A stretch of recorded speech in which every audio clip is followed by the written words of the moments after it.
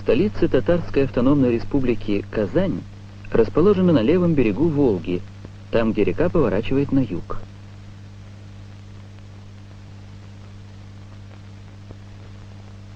До постройки Куйбышевского гидроузла Казань отделяли от Волги топкие болота.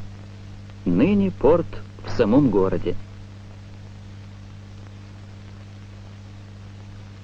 Рост и развитие Казани неразрывно связаны с ее благоприятным географическим положением.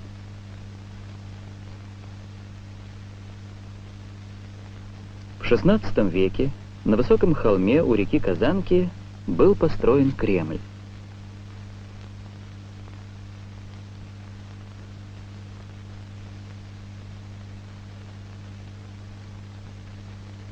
Одновременно с Кремлем возводится овеянная поэтическими легендами башня Сюмбики.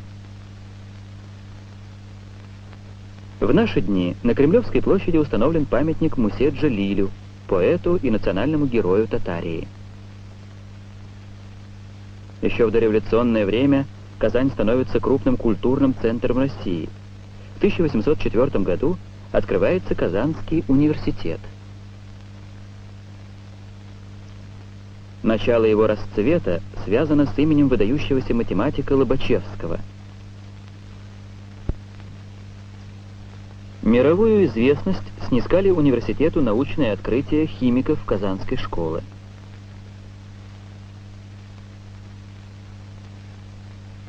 В Казанском университете учился Владимир Ульянов. Здесь состоялось его первое революционное выступление. Студентом Казанского технического училища был Киров. В ветеринарном учился Бауман. В Казани много мест, связанных с именами великих людей. В этом доме жила семья Ульяновых.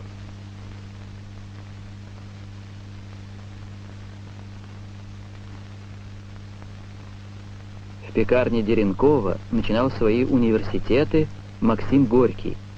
Позднее великий писатель вспоминал: «Физически я родился в Нижнем Новгороде, духовно в Казани». С Казанью связана жизнедеятельность татарского поэта-демократа Габдуллы Тукая. Сегодня в столице Татарии большими тиражами выходят газеты и журналы на 4 национальных языках. Вечером зажигает огни Государственный театр оперы и балета имени Мусы Джалиля.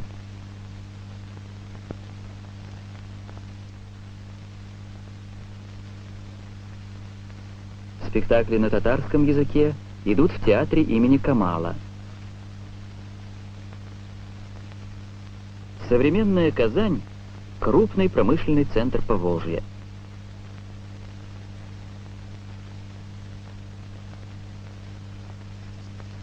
Химический завод «Оргсинтез» посылает свою продукцию многим предприятиям страны.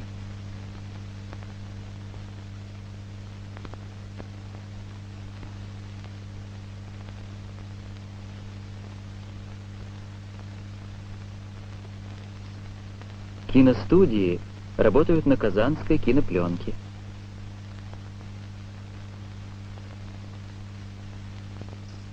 На весь Союз славятся изделия крупнейшего мехового комбината.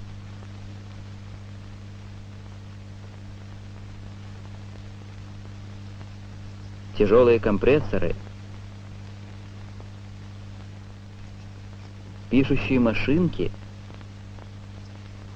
измерительная аппаратура и уникальный аппарат «Искусственная почка» известны во многих странах мира.